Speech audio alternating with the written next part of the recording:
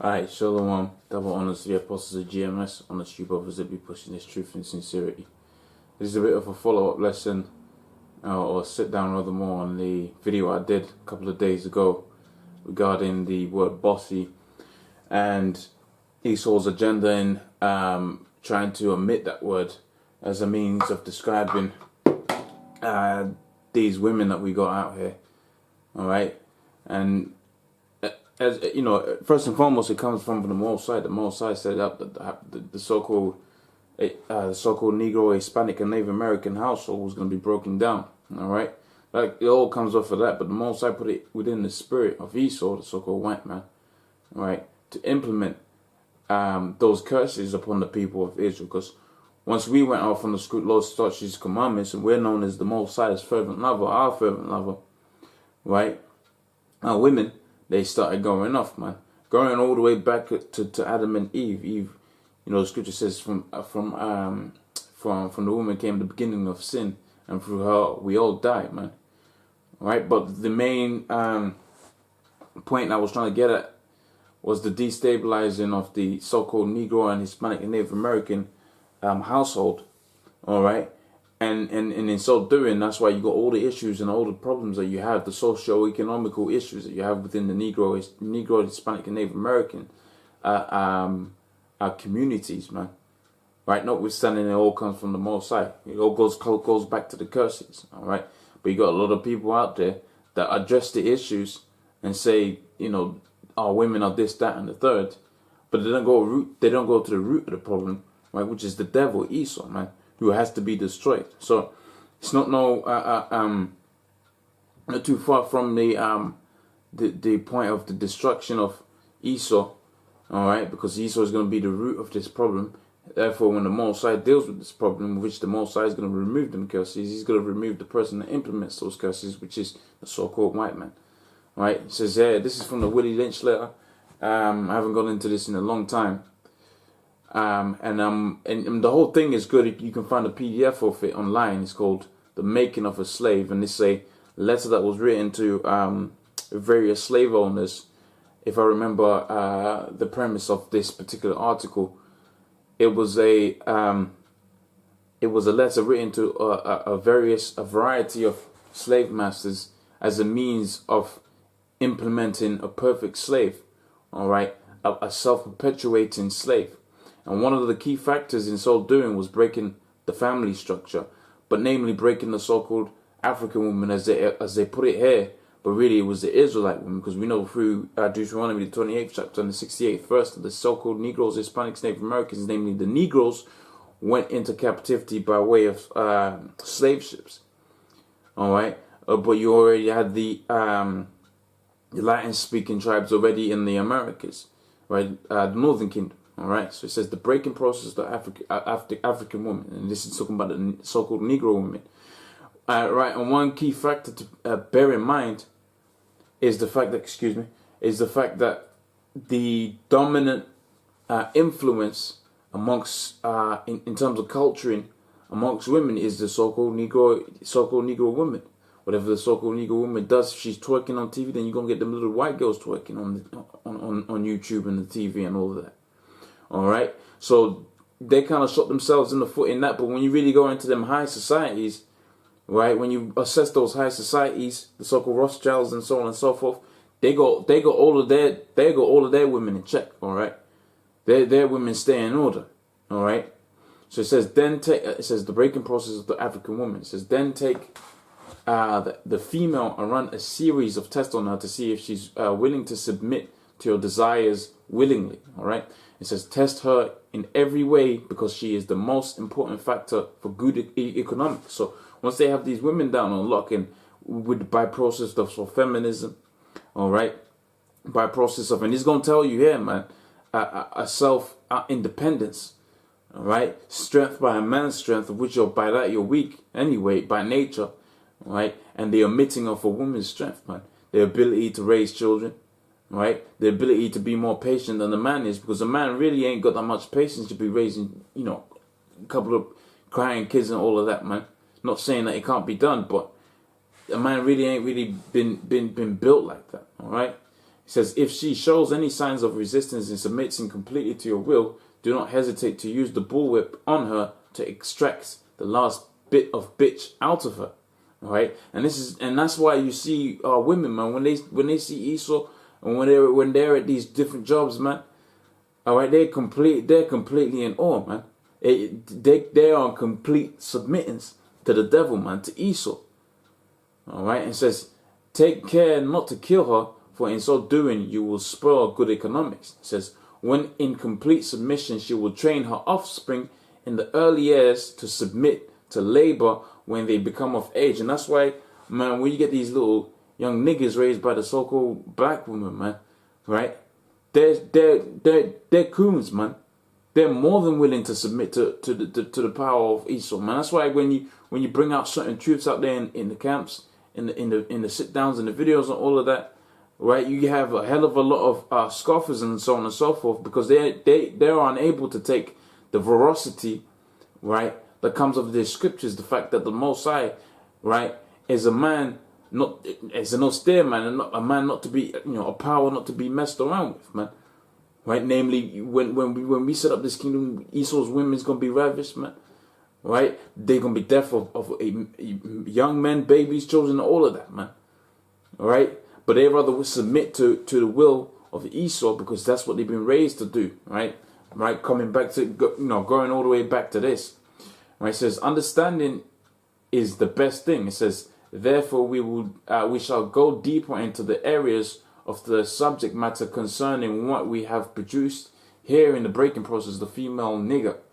It says we have reversed relations. We have reversed relationship. I'm gonna read it again. We have reversed relationship. It says, in her natural uncivilized state, she would have a strong dependency on the uncivilized nigger male. So in a natural state, man, right, as nature intended, they're telling you here, man, right, the woman was supposed to be completely dependent, a strong dependency on a man, right, on the nigger man, like they put there, man, right. And says, and she would have a limited protective tendency towards her independent male offspring, right. So they would have had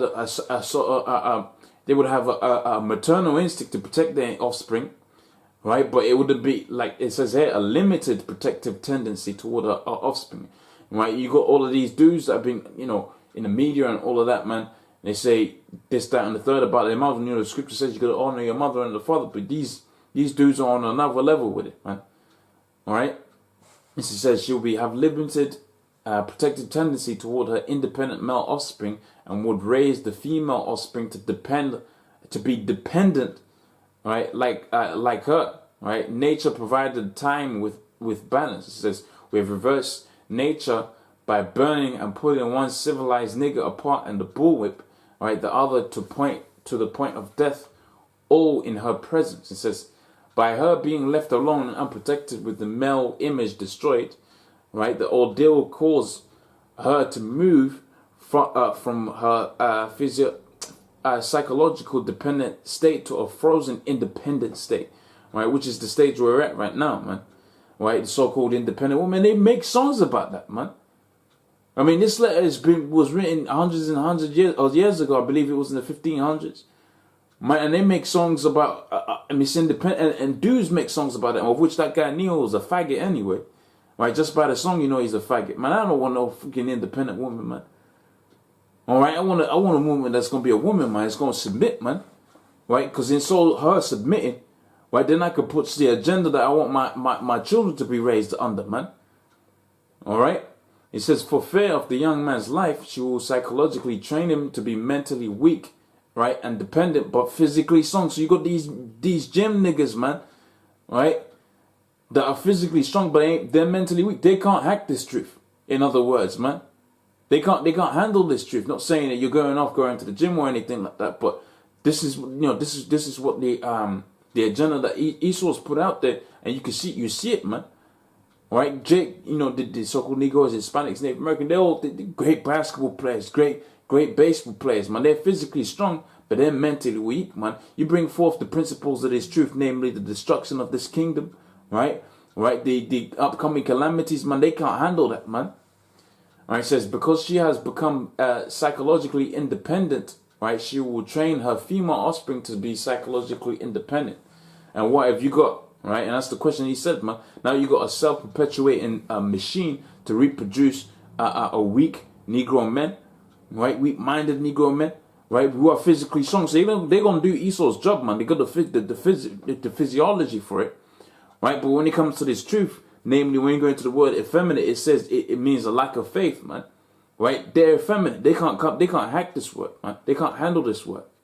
All right? It says you've got the nigger woman, right, out front and the man behind and scared. This is a perfect situation for sound sleep and economics, man. So Esau can just worry about counting his money, man. Right? This situation is self-perpetuating, man. Right? It says before the breaking process, we had to alertly on guard at all times. We had to alertly on guard at all times. Now we can sleep soundly, for out of frozen fear, his woman stands guard for us. All right.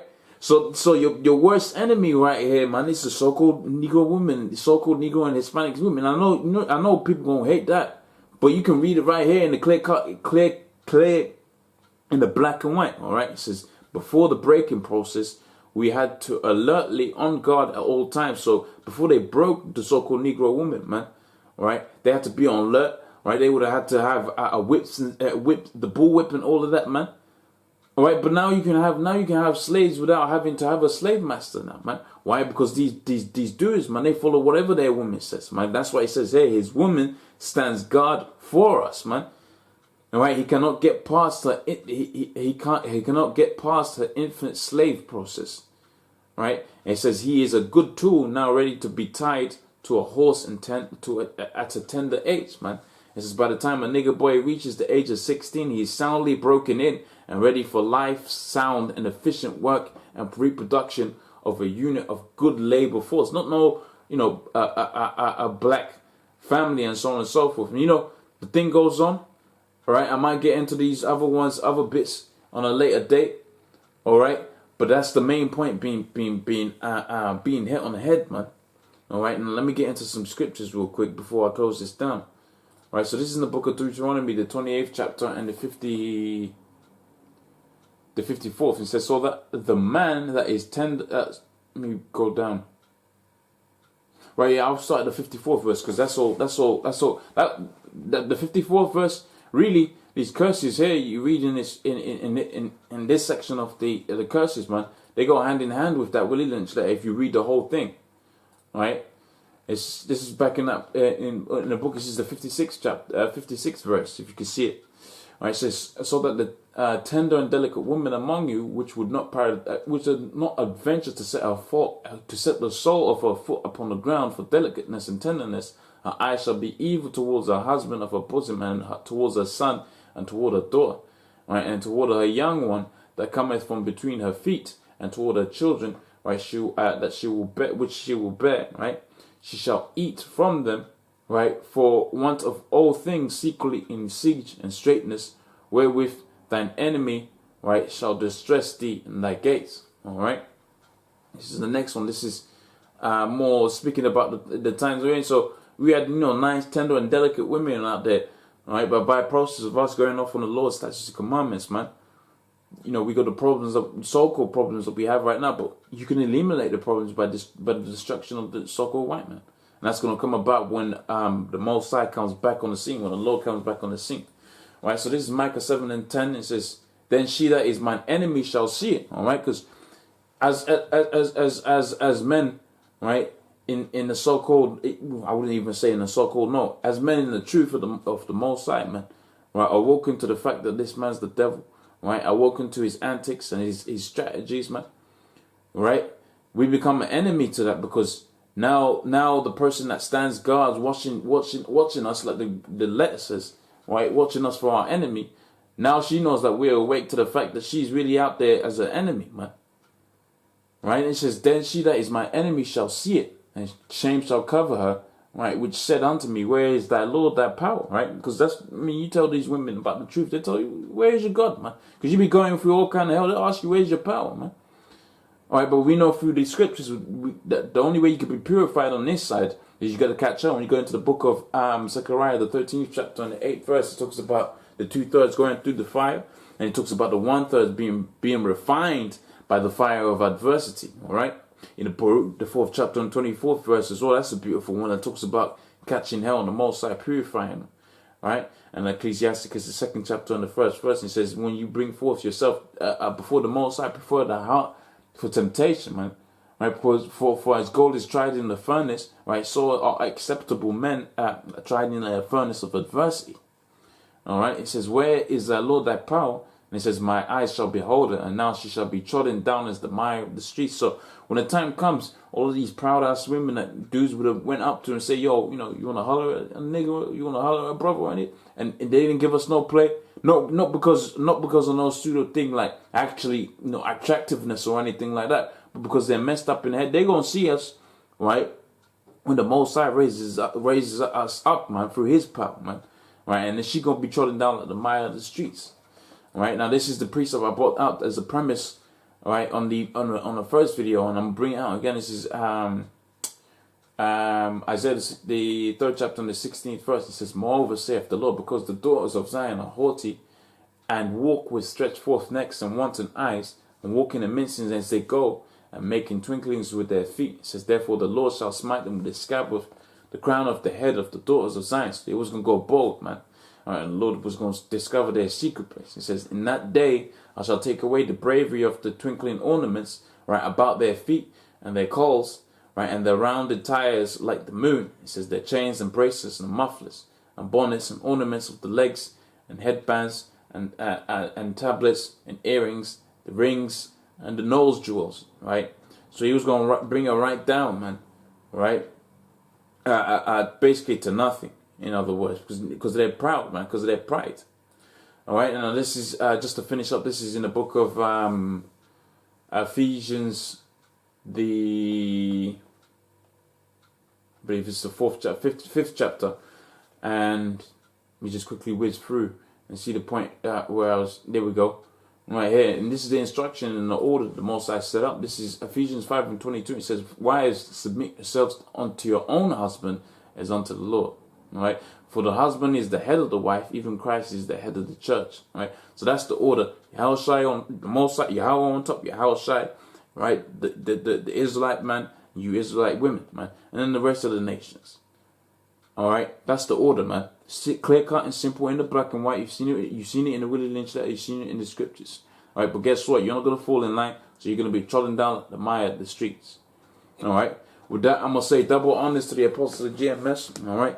Honest you brothers that be pushing this truth with sincerity. All right, Lord's will. I'll see you in the next one. Shalom.